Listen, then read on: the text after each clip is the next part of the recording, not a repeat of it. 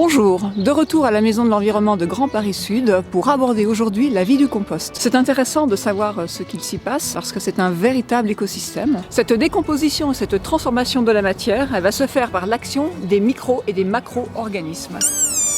Quels sont-ils? Alors on pense spontanément au verre, mais il y a tout un tas d'habitants qui va s'activer pour transformer cette matière, la mâcher, la grignoter, la fragmenter. C'est toute une chaîne qui agit et se complète. Chacun a ses petites préférences de nourriture, de lieu de séjour dans le compost. C'est un travail collectif.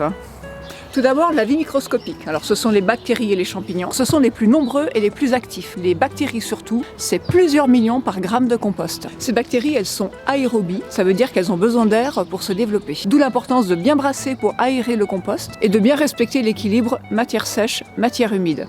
Pourquoi? Parce que la matière sèche, comme le broyat, les branchages, les brindilles, qui se croisent et s'entrecroisent comme un jeu de Mikado, vont laisser circuler l'oxygène. Si le compost est compact, mal aéré, trop humide, eh bien là, ce sont les bactéries anaérobies qui vont se développer. Et là, gare aux mauvaises odeurs. Ensuite, eh bien, il y a toute une petite faune. Pour certains, ils font à peine quelques millimètres. Les collemboles qui aiment perforer la matière. Les acariens qui se nourrissent de feuilles mortes, de matière brune. Ensuite, eh bien, il y a tous ceux que vous pourrez certainement observer à l'œil nu. Les cloportes, les mille-pattes, la larve de cétoine dorée. Les larves de cétoine ne se nourrissent que de matière en décomposition. Et enfin, les vers de compost qui terminent le processus. Ce ne sont pas des vers de terre, comme ceux que l'on trouve dans son jardin et qui, eux, travaillent le sol verticalement. Lorsque la décomposition est terminée, tout ce petit monde repart après le festin. C'est le signe alors que le compost est mûr. C'était important de vous les présenter, car sans eux, le compostage n'existerait pas. Allez, on se retrouve au prochain épisode pour parler de l'utilisation de votre compost.